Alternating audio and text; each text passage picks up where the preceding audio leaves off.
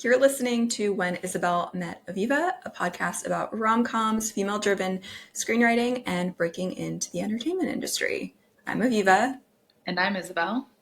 And thanks for tuning in, everyone. Yeah, this is episode 4 of our second season. And we are interviewing the screenwriter of Irish Wish on Netflix, Kirsten Hansen. And we are excited to chat with her. This is a new rom-com on Netflix. And yeah, we reached out a while ago because we were just excited about Lindsay Lohan being in these films again. Love Lindsay Lohan. Yes, love Lindsay Lohan. And yeah, we're excited to chat with her.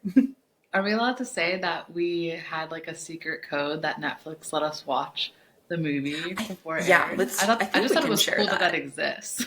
I had no idea that that's like how they distributed screeners. Like, I don't know what I thought, but I was like, yeah, I didn't know that was like even a possibility. Yeah, I felt really cool when it like appeared because it like, I guess they asked for our Netflix accounts and then they just gave us access to it. So it like appeared as an option to watch, but it doesn't exist for everybody else yet. We had to have a code. Yeah, it's very... I felt very VIP. Yeah, I know. It was really cool. So should we bring her on? Yeah, let's bring Kirsten on. Okay. Well, I think that's where we kind of would love to start is just how did you get into screenwriting? Oh, wow. I mean, I think we need more than an hour. Well, it's been a long journey for me.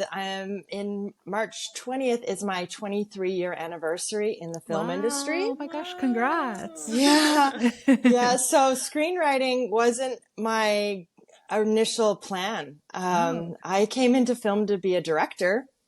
And I was a writer my whole life. As a child, I was like, fiercely writing poems and in my diary and in my journal, and I had so much angst. And my writing was so personal to me that I didn't think it was good enough to share with anyone. Because I would get, critiqued by my English teacher in grade 9 and Mrs. Harris, and she would give me these notes and I would take everything so personally and was like, no, this is my baby, and I felt so wounded by everything. And now I just see how much she encouraged me and like pushed me. And it was in that class that I really like found part of my voice as a writer. And then, but I didn't think I was a writer. So I was like, I want to be a director, a filmmaker. I see images. I can tell stories. I can bring it to life, but I can't be the one to write the words. And so I, studied film at the University of British Columbia, but I didn't get into the film program. And so then I was going to the Vancouver Film School. I was about to start and I took a bunch of college courses. And people kept saying, different instructors, oh, you should go become a script supervisor. I'm like, I don't know what that is. And then, and because I had a really good eye for detail and like, I'd be like, oh, shouldn't that be over there? And what's that over there? And I just had my, really detail oriented. Yeah. And then, I was about to start my school at VFS. And then my stepsister, Crystal, met this guy, Darcy Wilde, who was a location manager. And he was like, yeah, I need a PA for this movie. And at the time I was like working in fashion, waiting for my school to start. And I was about to be promoted to manager. And it was like this big whole thing of like, I don't know if I should quit my job and like take this, PA job on set for 30 days. Like what is that? Yeah. I don't know what that's going to do. And it was just this sort of weird thing. I was 21 and I was working at Aritzia, which was like my favorite store, and on Robson Street in Vancouver, BC. And I was like, okay, I quit my job.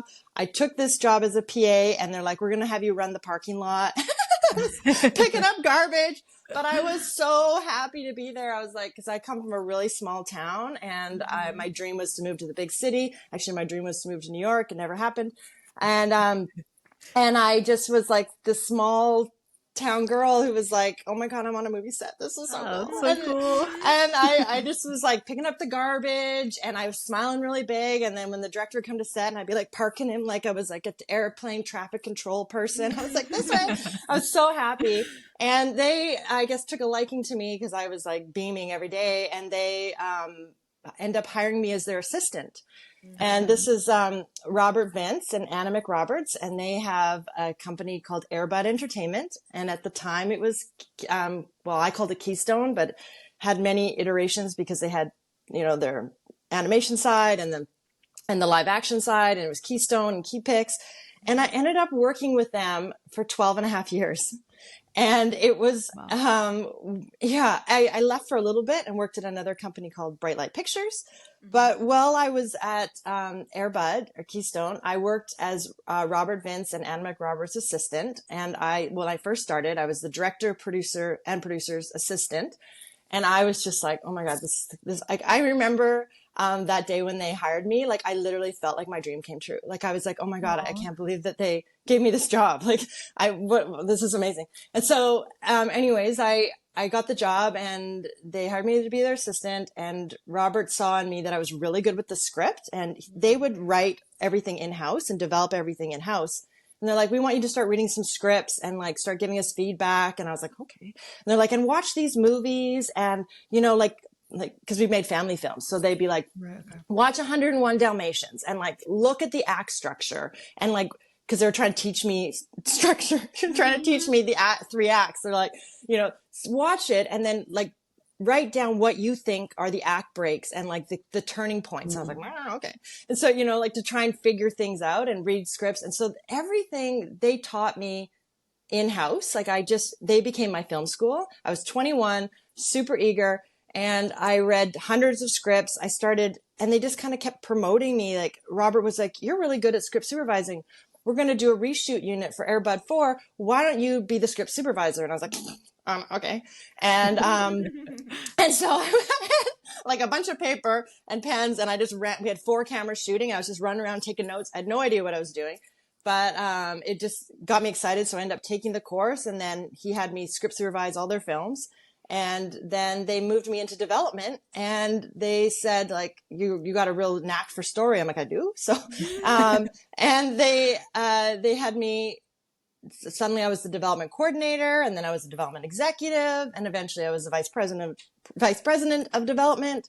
And then I was writing the movies with them. So it was like this long journey. So I would be with them from like the creation, the concept, because they came up with all the ideas, and then I would sort of run with them, work with different writers, develop them, write them, work with them to write them and bring them to the point of shooting. Then I would do all the script revisions throughout, and I would be like combining, like, do you remember that draft? Like it's about 30 drafts ago or something where the dog did the, yeah. And so then I would have to like go through my files, and I would be like piecing together all these pieces, and like, and I script coordinated, I helped write them, and then I would be on set as a script supervisor. So I would be like through the whole process with them. And, I have so much gratitude to Robert and Anna, because they literally taught me like everything. And, and I learned how to be a director. I learned how to be a writer. It was just fantastic. And then I left them in 2015 to be a freelance writer. And my mom thought it was absolutely insane, because at that point I was able to work from home. I managed like 30 projects on their slate. I was the vice president of development. I was also writing for them. They were like family to me.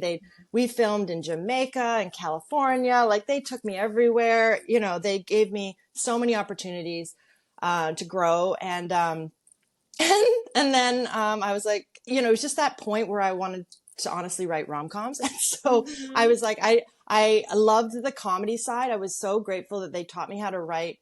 Well, I think it's also just who I am, but like I already instinctively like comedy, family, heart. That's just who I am. That's what I want to like put into the projects that I do. But I really wanted to write romance and rom-coms. And that was like my dream. And in 2015, it was sort of this like kind of turning point thing where I was like, okay, I think I need to go out on my own. And so we sort of had that conversation with them, and it was this scary thing. And they got me this pen with my name on it, and it's like, go off and do it. And it was like, spread my wings. And I had 3 produced credits, no agent, and nobody knew me as a writer in the industry, because Airbud is such a inclusive company, like in the sense of like we did everything in-house. And so, I had connections with agents and agencies, but like, we didn't need to, we had deals with Disney. Like it was sort of and Netflix actually. So it was interesting. Nobody really knew me in the world as a writer. So I had to kind of like start at square one, even though I had 3 produced credits. Yeah. And I was like, okay, well, at least I'm also a script supervisor, and I've been doing that for 15 years. So I can like pay my rent, or actually my mortgage. So I had enough to like cover me for 6 weeks. I'm like, that's going to be great. I'll be fine. And so I left as a freelance writer, and nobody knew me. And I had 6 weeks, and I wrote my first pilot. And it just felt like it was like waiting to come through me, because I really wanted to write TV and rom-coms, and that was like my dream. And then I ended up script supervising a movie for Air Bud, the last one I did for them, which is a movie I wrote called, or was a co-writer on, called Pup Star, the original Pup Star. And there I met the production manager who recommended me to somebody else. And then I got this job on my first Hallmark movie as a script supervisor. And I did a couple of movies. And so Matt Drake, I met him on Pup Star, and then Chesapeake Shores was coming around, and it was sort of this roundabout thing where I ended up getting my first TV job as a script coordinator on Chesapeake Shores season 1. And I met the showrunner, and he looked at my resume and he was like, you've been doing this, like, I was like 15, 17 years at that time. And he's like, you kind of got a little bit more experience than just a script coordinator. And I was like, I know, but I want to get into TV so bad. So I will do like whatever you need. Right. And I was willing to start at the bottom. And then, within like a week, he was like, you're really, helpful here. This is, this is great. And we were working together. This is John Tinker. And, he ended up, by the grace of God, I don't know, he gave me one of his, because at first he said, let's try and get you a script by season 2. We'll try and get you an episode by season 2. And then he was like, wow, I want to give you an opportunity. So the scripts were all allotted for season 1. And he actually ended up giving me his, one of his episodes. Like, so like I got to write it. I got to get the credit. I got to get the pay. And I wrote it, but you know what I mean? Like, he also is the showrunner, so he had a hand in all of the writing as well. But like, it was just this like another somebody just taking a chance on me, and it was amazing. So I got to write my first episode, and then all of a sudden I just moved up in Chesapeake Shores, and then I was by the 4th season we end up getting a new showrunner in season 2, Michael Burns, and he and I were like 2 peas in a pod, and we did everything together, and it was fantastic. And I learned so much from him, as well as John Tinker. And then I ended up, by season 4, I was the co-executive producer, because I was the number 2 to the showrunner. But it was interesting because everything I learned, in my sort of 12 and a half years of film school with Air Bud was, I realized when I got into TV, I was like, this is what I do every day. This is the same job. Like I'm used to like developing, cracking story, breaking story, working with the other development executives, which is like the writers in a writing room, having my whiteboard, figuring things out, and writing at a breakneck speed. Like I was constantly having to write scripts, like turning around in a day when I was at Air Bud, and then also in TV. So that was sort of, that whole process was like really seamless for me. And when I got Chesapeake Shores, a friend of mine who was a makeup artist on a Hallmark movie recommended my name to a producer who was looking for a writer. And that's how, and her name is, she used to go by Liz, but her name is, Raven Main, and she's so wonderful. And she recommended me to Bruce, and he hired me for Love on the Slopes. And that was my first Hallmark movie. And then it was like, and then that exec led me to the next one. It's just been a constant spiral, or like a upward sort of thing. And each person I meet then recommends me for the next thing and the next thing.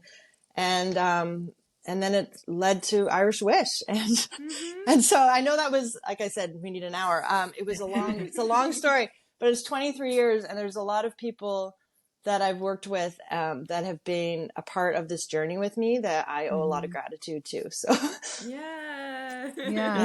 Sounds like you just kept getting recommended and making a good impression no matter what you're doing, even if you're at the bottom making coffee or whatever. Yeah, Robert then said to me, there was a time in the company where they like did some shifts and they had to do some layoffs, and it was like it was a tough time, and and I was like, oh, this is so sad. And they kept me, but I was the development executive, and they said, we're keeping you because you're willing. I was like, and so then I had to go back to doing assistant duties and do the development executive job at the same time, which I was okay with. But it was because I was willing to, I mean, within reason, at that point, I don't necessarily recommend it. I do to an extent. I didn't have the highest self-esteem maybe back then where I was like willing to do anything. And I do think you need to have some of that. But I really have worked really hard my whole life. And I think that's a big testament to where I am now and like the opportunities I've been given because I work really hard. And I think that's important, you know? Yeah.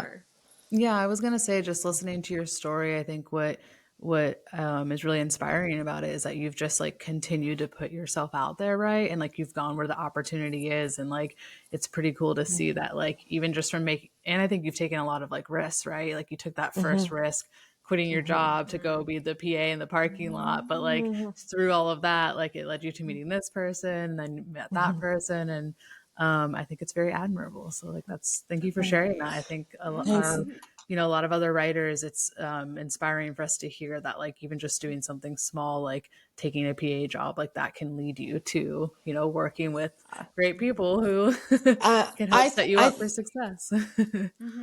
I 100% believe that. I really think if you like want to do something, you believe in it, you have to like you have to believe in yourself, and you have to put that energy out there. Like you have to go for it. And I'm not saying to everyone, quit your day job. Like, cause you can't do that. You have to be like smart about it. Yeah. But like at the same time, like make your savings, do things, if you could like write in the morning, write in the evening, whatever it is that like to find your balance, to find your way, or like, but take those opportunities. If you come across them where they are, if you're taking 3 steps back, do it. Like I did it many times. I've done it numerous times. Even when I went to Bright Light, when I left Keystone for 2 years, I was the development executive, and I wanted to like spread my wings. At that point, I'd been with Keystone for 5.5 years, and I was ready for like a shift. And I left, and with Bright Light Pictures, I did some half-hour comedy, some TV, and some really cool movies that we did, and I got to go to LA, like pitching stuff. Like we had a Natalie Portman movie at the time that we were trying to get off the ground. I had this project that was so dear to my heart, Old Souls, which I've been like trying to make for 23 years. And like, I was able to like have these meetings, go to the film festivals in Toronto and stuff. Like I got to do different things.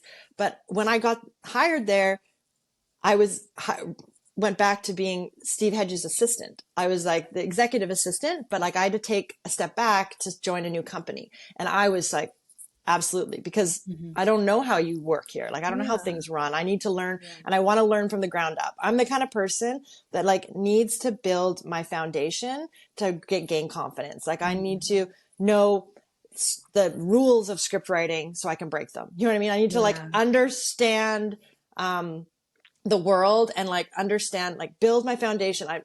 And that's also just the nature of my life. It's taken a really long time, step by step by step, and everything is like a step up. And like sometimes, then I take a step down, but then it takes a bigger step up. I take a step down, takes a bigger step up. Cause I was only Steve Hedges' assistant for a few months. And then he promoted me to creative executive, which was a title I wanted. I was like, I want to be like in the development, but that's like, I want to be in the creative side of it. I don't want to do the management of the finances and, budgeting and stuff like that. I want to like create and so, so I was promoted quickly and because again, I worked really hard, and so, I think it's important if you get an opportunity and you're like, oh, but I don't know, is this like taking a step back? I mean, everyone's journey is different. So I'm not, I'm not a doctor recommending anything here, but like, if you get an opportunity, I think why not? You never know who you're going to meet. And it's that person who could recommend you for something else. And like no one's screenwriting journey is the same. Like people say, oh, how did you get started? And that's why I say mine's like a really long journey. And I wasn't even until I was 28 years old where I started saying that I could be a writer. Like it took me 7 years of doing the job I was doing before I was like, maybe like I was in the process of it all the way along, but it wasn't until then going, okay, I want to be a writer. And now I'm actually going to like call myself a writer. I'm actually going to like, this is really what I love to do. I didn't realize that, but I didn't believe in myself. Right. So it took me a long time to get there. And it's still always like a journey, because every time you write a new project, you're like, oh my God, can I write this? Like, this is a hard one. It's like, you know, every story, you have to crack the puzzle. Right. And so you're always going back to square one, no matter how far along or how long you've been doing it. So, I mean, Aaron Sorkin says that, which was really like, thank you, because I needed that, you know, affirmation. I think that's really great advice. I think it's like you said, like, you never know what could happen or what meeting somebody or taking some job could lead to anything. But I also like what you said about not being afraid to take a step back and like maybe have a lower position if you're, you know, if you're coming from if you're switching companies or whatever, because like you said, like, you don't know how one company may operate, or, you know, for us as writers, like we're going to constantly be working with different producers, directors. So you kind of have to allow for that time to like adapt to somebody else's, you know, way of working.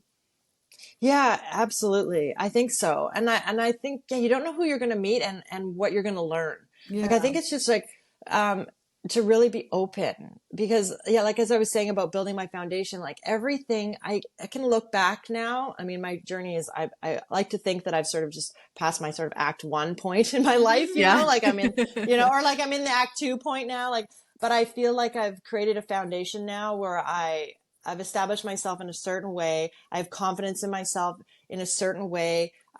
There's like, I've met a lot of my dreams. So it's kind of like, holy smokes, like now what? And so now it's like the world is my oyster. You know what I mean? And I think, but all of them were connected, and all those pieces built on each other or interlocked. Like it's kind of magical. I think if you look back at your life and you see how like, oh, I met that person, I did that job, that seemed like such a random job that I was doing. But then later you're like, actually, that really helped a lot, because now I have to write a movie about such and such. And like, you know, it's like, I'm glad I know how to do that. And I find that, everything is connected in our lives. Like there's nothing to me by chance. And I'm, even when I feel lost, I am constantly reaffirmed that. And especially with the movie Irish Wish, I can't tell you, like, just this movie has been like, it's my baby, and it's, or it was my baby, but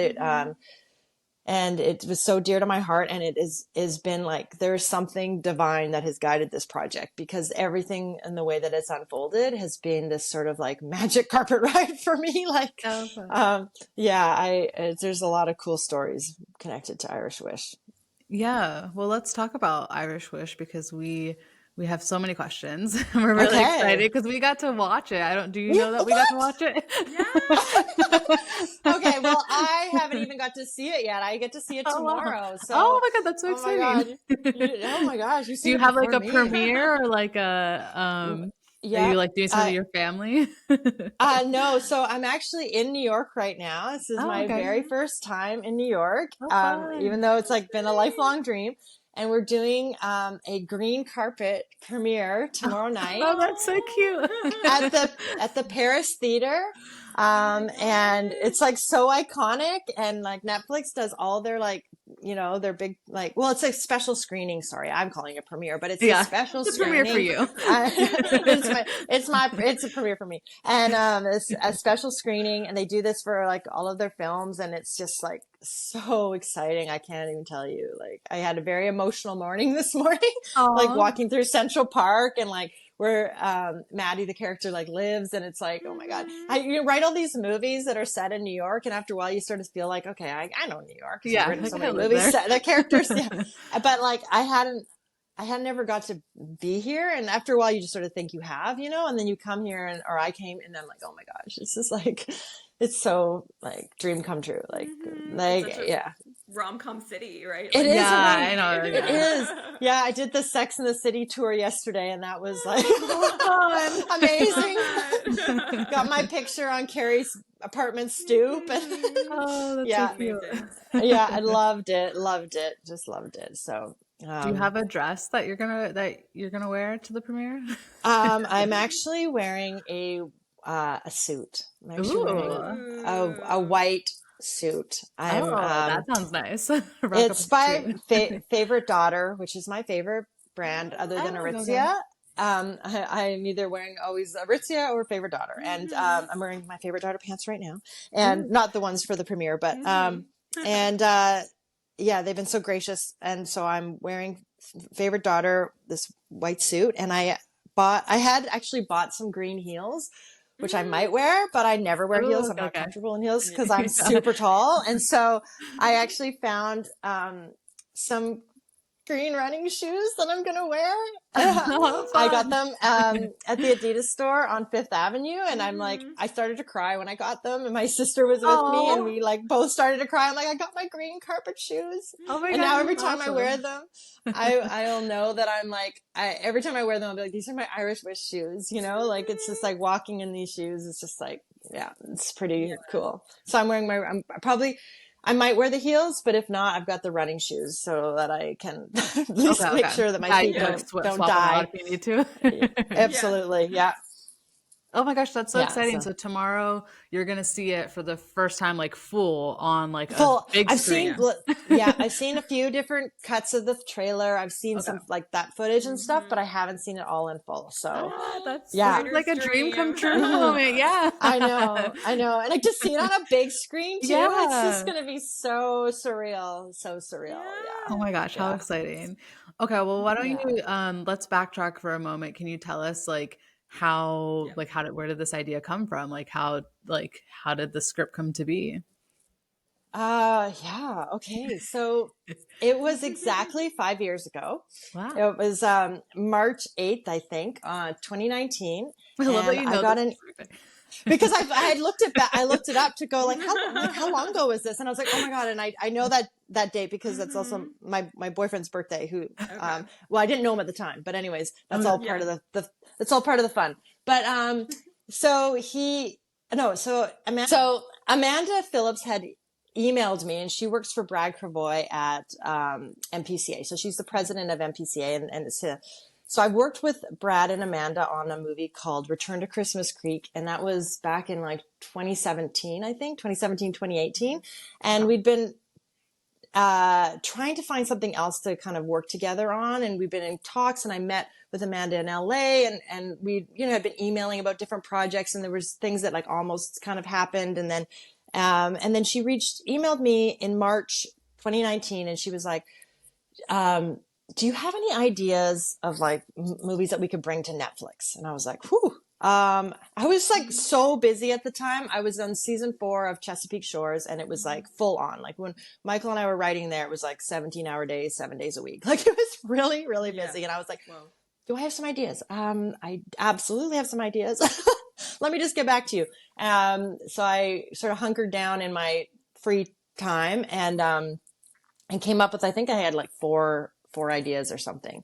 And An Irish Wish was one of them. But it was a movie that was set in Italy and it was called European Wedding. Like it wasn't the real title, but it was like a pending title.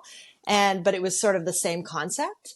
And I sent them all for them and they liked all of the ideas. And she's like, great. Like which one, like we like them all. Which one are you most like kind of drawn to? And I was like, I like this one. Like it's just kind of has this like high concept sort of vibe to it. And I really like it. And she's like, okay, well, great. So we kind of went into this development thing where it ended up working out that like the best plan forward was that I would just write the script and then bring them the script when it was done. So I didn't write an outline for them. They didn't pay me for the development process because I kind of wanted to try and do things differently because it was a different kind of deal and Netflix likes to see full scripts. So it was like they wanted to get to the script phase. And I was like, I usually had been sort of hired on projects. Everything I had done for Hallmark had been a project brought to me.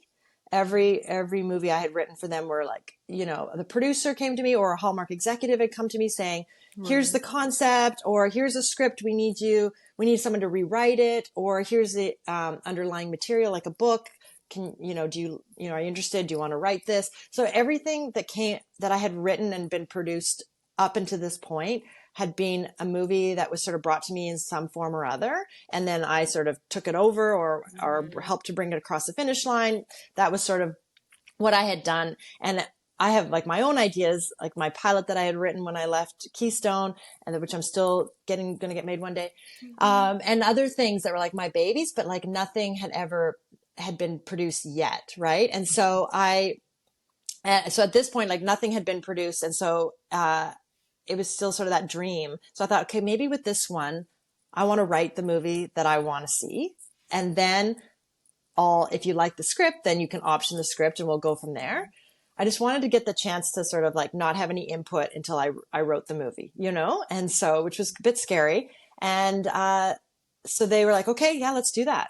So I just like started writing it, and that was a year where I was like decided I needed to do a lot of traveling, because all I had been doing since I became a freelance writer was writing, and I just didn't have a life.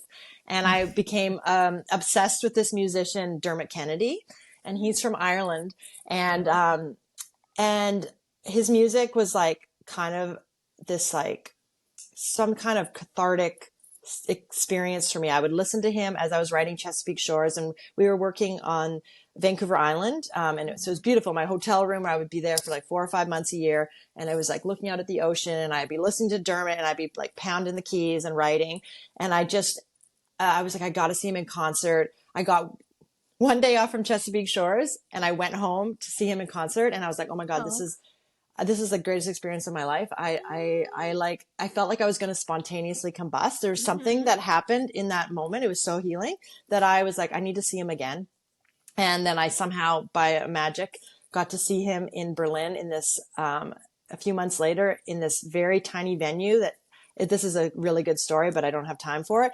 And it was just like magic. And I got to meet him. And I was like, one day I was like, it was this tiny little thing, and I went up to him, and there's like a crowded venue because it was an Other Voices event, and there's just like a small little thing, and I was just like, I want to collaborate with you one day. And he's like, I don't understand, like, who are you? Like, what are you? I'm like, no, like I think we're meant to collaborate. Like I got to work with you on something. I don't know what, but like I just feel this thing. And he's like, oh yeah, okay. Like he's like, who are you, crazy person? And so, but at that point, because I was inspired, basically his music inspired me to like live life and not just write about it. I just had to go travel. So I went to Berlin I went to Europe, and then I was in Berlin, and then I bought tickets to see him in Brussels in November. This was like July, like in November for my birthday. And then I bought a ticket to see him in Dublin, Ireland in December. It was like going to be his biggest concert to date. And it was in his home city, and it was a big deal. And I was like,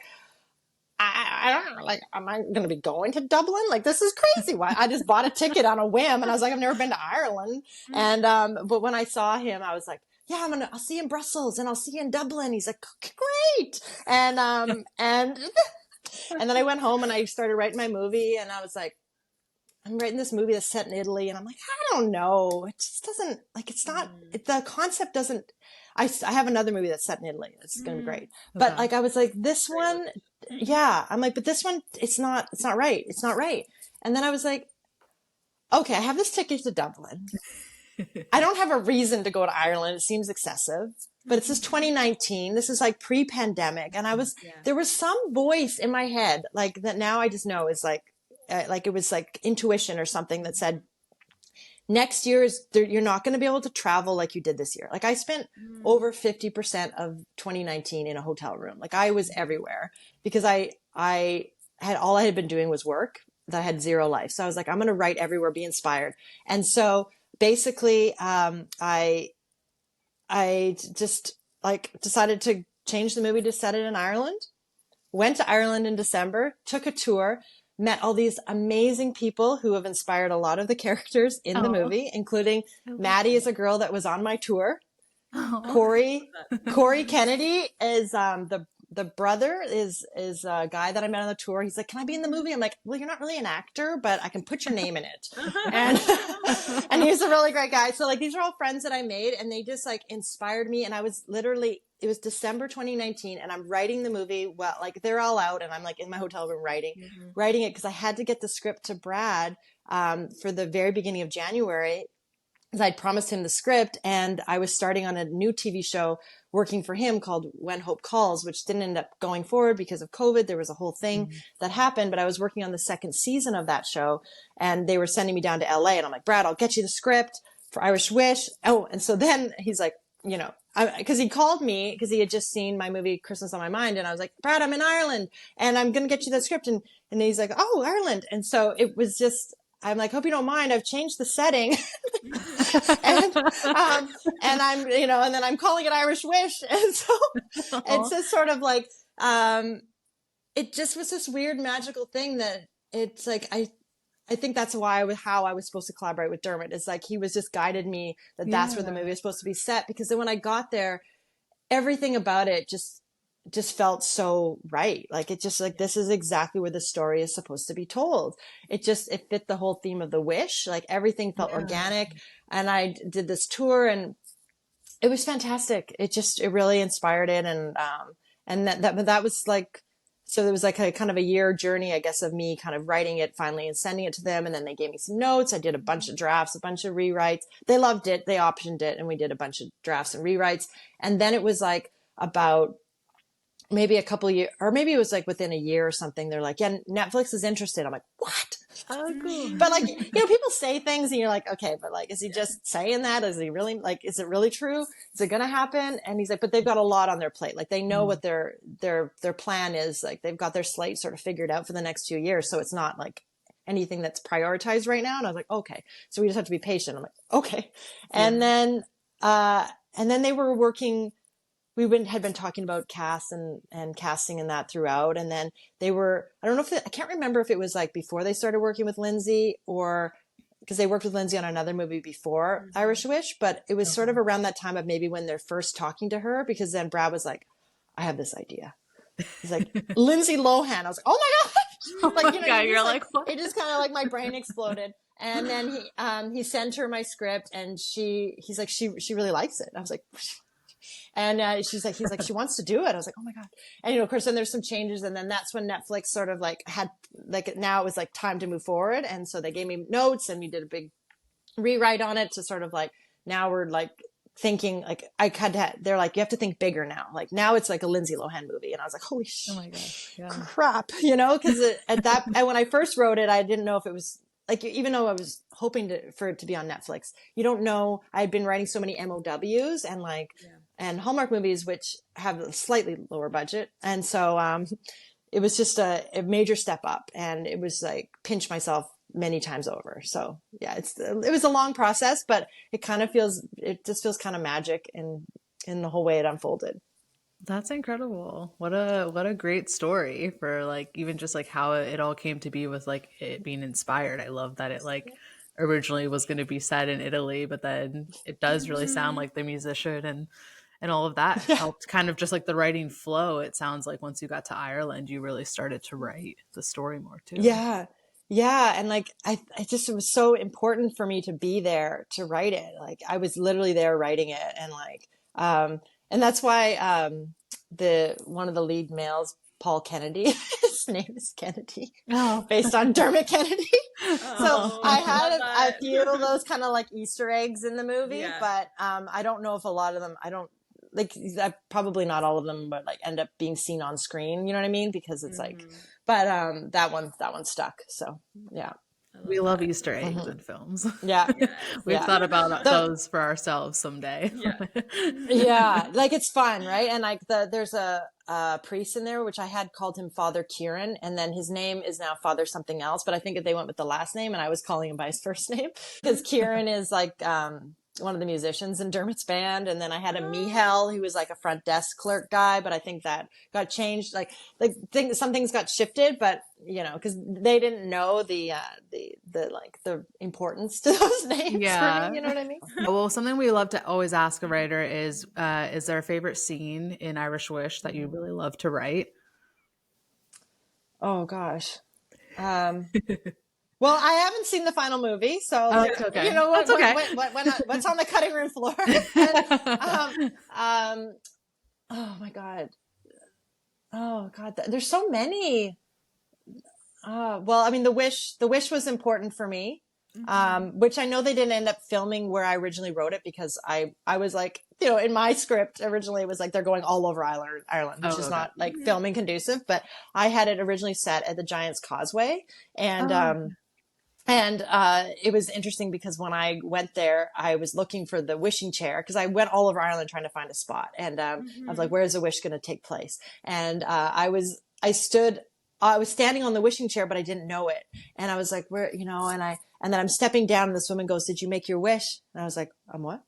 And she's like, you're on the wishing chair. And I was like, oh.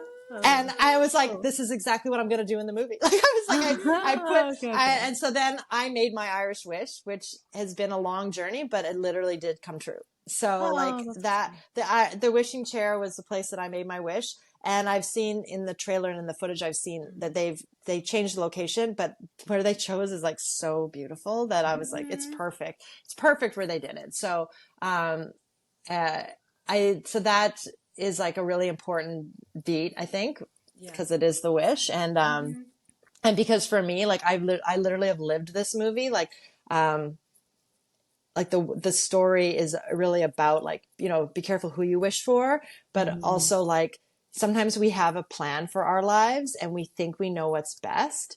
And sometimes there's another plan in store, and you really just have to like open up to the flow and the trust of life, I find. And I have sometimes trouble with that, but writing this movie and experiencing like the aftermath of all of it has been a constant reminder to me of just how much everything flows and everything works out the way it's supposed to. And like, I can't give any spoilers, but like, anyways, everything works out the way it's supposed to. Let me tell you that.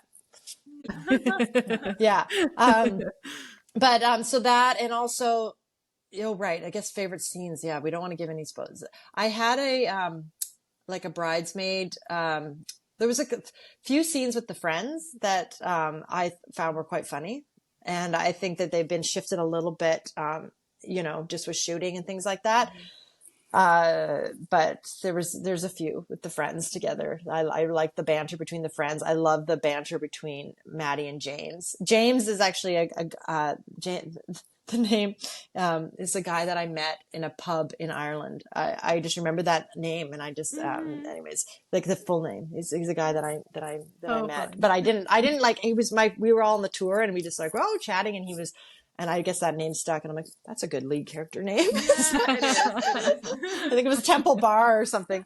Anyways, there's just like a lot of, there's a lot of things, but I don't want to give too many spoilers. So, I like hearing that as you travel, and just even when you're not writing, that is writing, it all kind of seeps in. And that just shows, like you're following your curiosity as a writer, and how it all just kind of comes together eventually, even if you're not entirely sure. It does. As you're exploring.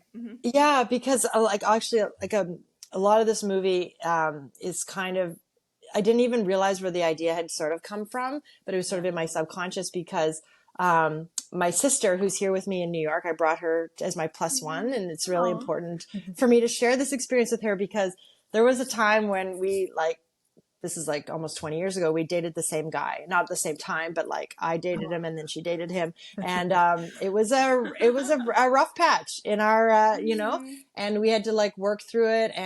But it was such a healing experience, like to go through that. And it's been, and so to bring her here, she's always been my like number one support. Like whenever I would make short films, she'd be my actor in it. Like she's come to set whenever I've done any movie. She's had like encouraging post-its. So I was like, you need to be my person here, my plus one. And like to share this experience with her feels like a very full circle moment. Because it's like, it is about like two people sort of, in a sense, like there is it's not really a love triangle type movie, but there is a little bit of that element. And I realized while I was writing, I was like, that just was in my bones because I lived that experience. Right. And so, and I think as writers, you have to write what you know. Like, I mean, I don't know if you can just come up with something and it's totally not what you know, then good on you. But for me, I just feel like when there's truth in it, it just resonates more with people. Like if you can write, because we all have our own unique voice, and we have our voice for a reason. So like everyone's story, I think, deserves to be told. So if you have, something to say, and you have like, I think you gotta go for it. You gotta put your stamp in it. Say what you want to say. Tell the story you want to tell. Yeah. I think something we're excited too about Irish Wish is we feel like we're coming into like a rom-com renaissance where like Aviva and I personally just love to write rom-coms. Our whole podcast is about rom-coms. So we're kind of curious, like, do you also think that we're in a rom-com renaissance, and do you want to write more rom-coms? Like, is that what you're planning to work on next, or? Yeah, I totally 100% agree. Like, I know that there's been a shift. Like, you can see that people love rom-coms. They want to feel good, right? Mm-hmm. And people, like, even if I'm writing something that isn't like, that's got like suspense and it's thrilling or whatever, I'm like, where's the romance? Like still you got to put the romance in, right? And when I watch a movie, you always want some kind of love story. Like it doesn't matter if it's like a heist movie, you still want a love story. Like I do. I just think that people love and they want to feel good, and rom-coms, like they make you feel good, and they're inspiring and they're hopeful, and I think we need more of that in this world. And I love writing them. I want to, I still want to write TV, and there's other genres that I love to do too, but it always goes back to rom-coms. That's what inspired me. That's why like when I started like wanting to be a filmmaker, like it was the working title movies, and Hugh Grant and Richard Curtis, that's what made me want to like that. Their voices was like, helped me find my voice, in the sense of like, I love that. I love the banter. Banter's my favorite, and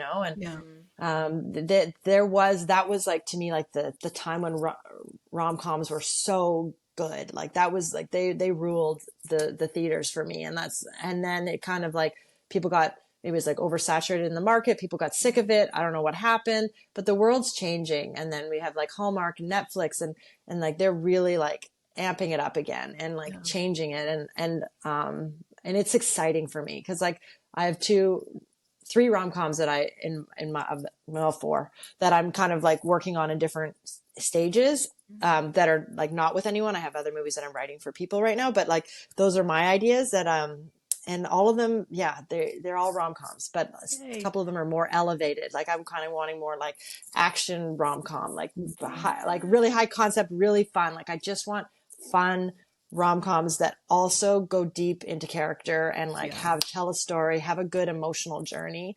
Because I find with rom-coms, you're able to give better character development. Like you can really tell a character journey, it's like there's a hero's journey. Whereas, you watch like a lot of just straight action films or whatever, and there's like, maybe there's a bit of an arc or progression, but it's like it's much more subtle. Mm-hmm. Whereas the notes I would get from like Netflix or even Hallmark, like the quality of notes that they want for these characters are so deep, and it like forces you to become like a better writer and a better person, because you're like, wow, you have to really make these characters, like grow and like really learn something, really like face their demons or overcome their fears and like their doubts, and like go on a real journey. And I think that's inspiring. And for me as a writer, that's like something that, is really important, is like, what can I impart? What message can I give? What can I leave behind? Like, I don't want to waste anyone's time. If they're like, going to spend 2 hours or an hour and a half of their time, I want them to leave feeling like they like learned something, that they feel happier, they feel healed, they feel like something cathartic happened, like how I feel when I listen to Dermot's music. You know what I mean? Like as artists, you want to like make people feel something that's going to like inspire them, like maybe to dream bigger, or to follow their heart, to believe in themselves. Like these are things that I like say a lot on my social media and stuff. And it's so important to me, because like I've had to take those chances in my life many times where I had to listen to my heart. I had to follow my heart. And I was scared. Like my mom's like, how are you going to pay the bills? Like when you quit this job and do that? I'm like, I don't know. But like, I know that there is a voice inside me that is like squeaking to do it. It wasn't very loud or confident at the time, but it's like, if you don't do it, then what? Like, you know, it's like the, if not me, who, if not when, now when, you know, and I just like, I don't know. I'm just a big advocate for like, gotta follow your heart, gotta follow your dreams, and you gotta go for it. Yeah, I totally agree. I love that. That's really inspiring. Yeah. Okay, do you have time if we just ask you a few more quick questions about absolutely. All right, so this is our we call this a quick fire round. We imagine this as this is the scene in the movie at the end of Act 3 when, or like middle of Act 3 when they're chasing someone to the airport or and they're kind of like in the last like few moments, a bunch of things have to get wrapped up, right? So we're just gonna ask you a few quick questions. So just first thing that comes to your mind. So question number 1 is, what is your favorite rom-com? Favorite rom-com, I guess, would probably be Bridget Jones's Diary. But lumped in there really like in a like close little bundle is there's Notting Hill, Love Actually, and About a Boy was my favorite movie for a long time, which isn't really a rom-com, but even though there is romance, it's sort of like the anti-rom-com. I don't know what it is, but that movie was like so important to me. But I think it's Bridget Jones's Diary or Notting Hill. Both great ones. Both written by Richard Curtis. So like, let me just say Richard Curtis is my favorite rom-com. I was going to say, just how you love Richard Curtis. Yeah. What is your favorite rom-com trope to write? You were talking about banter as well. Like you really I was going to say, I feel like you kind of said banter earlier. You kind of answered it already. Yeah, that's okay. I think it's banter. I think banter is my favorite trope just because I like, to me, it's like the quick-witted and I love to see that. But I don't like a lot of fighting or like meanness. I actually really hate the end of Act 2. But but I'm getting better at conflict now. I always like everyone to get along, but that's not a very exciting movie. So you need to have a fallout. So that's the trope that I hate the most, but it's conflict. But no, but I love banter. Yeah, banter's great. Okay, do you have a favorite rom-com outfit? Like a character's like distinguishing, I don't know, outfit that they wear in the rom-com, or I guess we kind of loop this in with their line too, right? Like just like a memorable. Well, I feel like I'm going to, all I've seen of Lindsay in Irish Wish, she looks fantastic. So I'm probably going to pick something from Irish Wish that Lindsay was wearing because she looks amazing. But the other iconic thing is probably, it's not really, I don't count it as a rom-com, but it's Alicia Silverstone, Cher, you know, Clueless. And I listened to your Mona May episode, which was so good and so inspiring. I was like, I love Mona May. She like does so many great movies, but like that outfit is iconic. When I was younger, I was like, wanted to be, you know, Alicia Silverstone. So yeah, that's probably one of them, even though it's not really rom-com, but I kind of put it in that category. I think it counts. Yeah. I will say I do love a lot of Lindsay's clothes in Irish Wish. Just like in general, the costume design is really great in that movie. Yeah, it's beautiful. Beautiful. Very wanderlust. Yeah. Yeah, right? Makes me want to like travel to Europe and dress really nice. Yes. For sure. Do you have a favorite rom-com line or moment? Maybe in one of your favorite films. This isn't a rom-com line, but I just think it's so funny and I quote it a lot, even though it's from My Best Friend's Wedding when Julia Roberts is like in the chase moment and she's like trying to break into cars and she's like, all the doors are locked. She's like, doesn't anybody trust anybody anymore? I just love that line. I love that line. But it's not a rom-com moment. It's not a romantic line, but I'll probably come up with something after we like hang up and I'll be like, oh yes, that was probably Bridget Jones's Diary. Oh yeah, You Like Me Just As I Am. That one. That's the rom-com line. That's a good one. Okay. Yeah. Sorry, that's it. And he's You like me just as I am. And he's like, sorry, what? That's the one. That's the one. Okay, are there any rom-coms that you've seen recently that you recommend? Well, I've seen the trailer for Irish Wish, so I definitely recommend we can say Irish Wish. I think that Irish Your Wish, own movie. honestly, I just the way that Janine Damien, the director, has like put it together, the way that like Netflix and Brad and Amanda and Jimmy and Michael, the other producers on Irish Wish, like the way they brought it to life, it looks so beautiful that I feel like it's going to be my favorite movie because it's like I wrote it, but then they took it and gave it, do you know what I mean? Like they gave it this life in a way. And Lindsay had a voice in it too, like really strong as like the character of how she wanted Maddie to be. And like, they took my script and they elevated it to another level. You know what I mean? And like I'm so excited about it. I can't even tell you. So I know that's going to be my favorite movie because I wrote the movie that I wanted to watch. And that's what I do. When I write the movies that I haven't seen, that I want to see, that hold all the like the goodness of like my favorite movies. Like there's always like little pieces that are inspired by all my favorite movies and TV but like, or music or whatever, or places I've been, but it's like, it's the movie I want to see. And like when I wrote Irish Wish, it was the movie I wanted to see. And it was like, and I literally have lived my Irish wish because I wished for somebody, and then you know, life happens as you're making other plans.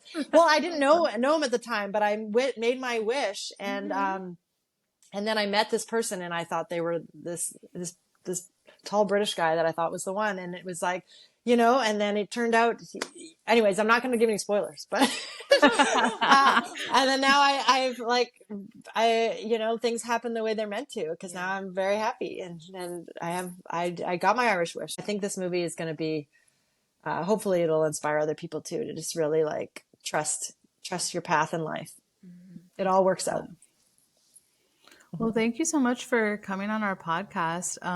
We like to kind of like wrap this up, just sort of giving you an opportunity to let our follower knows what's on the horizon for you. Can you repeat the date of when Irish Wish airs on Netflix so we can make sure that we should post this before it airs? So then we'll say that to people so that way they hear it and then they can go watch it. Okay, thank you. It airs on March 15th. Well, it premieres on March 15th on Netflix, and then it'll be there. So, but let's all tune in on the opening weekend, please. Yeah. If we can. I'm going to do a watch party with my family. So, and I'm spreading the word like crazy on the streets of New York with my sister. She's my unofficial PR. It's amazing. At this comedy club last night, she like told, and so then the MC was telling the whole crowd, and I actually got an email from the MC host this morning saying like it inspired her to go back to writing, and it's like, her name is Bridget McGuire, and she's fantastic. So we're spreading the word. So March 15th, Irish Wish premieres on Netflix, and I would love it if people could watch it. That's the big thing. And then I'm writing some stuff for Hallmark right now, and I have other stuff on the go, and an Italy movie that is I'm very excited about. That's not with anybody yet, so hopefully that'll be up soon. And there's like a Thailand movie.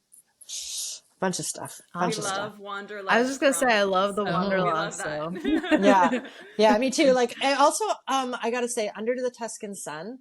When I saw that movie, like when it kind of came out, I've watched it a lot. And then when I was traveling through Italy, I was watching it. Like I even spent 2 weeks in Cortona and like went to the house and like met this family and like, or just people that like took me in, and it was just wonderful. And like I definitely, that movie inspired me to like go places and travel and write. And so I have to give that one a lot of credit too. Like there's just a lot of rom-coms that have inspired me to be like who I am, to how I live my life. Like, I don't know. I think movies can like really change the world, and they can help us in positive ways. And I hope to be doing a smidgen of that too. So yeah, exactly. Are you active on social media at all for people to follow you? Yeah, I haven't been as great lately, but I try to be active because I love Instagram. That's kind of my favorite. I'm also on X/Twitter. And on Instagram, I'm Kirstagram. So it's like Kirsten, but spelled phonetically. Kearste Graham, Kirstagram. And on Twitter, it's Kirsten, I think it's -EAR-STEN. Or that's X, I guess. And that's where people can find me. So yeah, please reach out. And that's where I am. And I like to share stuff. And watch Irish Wish. And watch Irish Wish.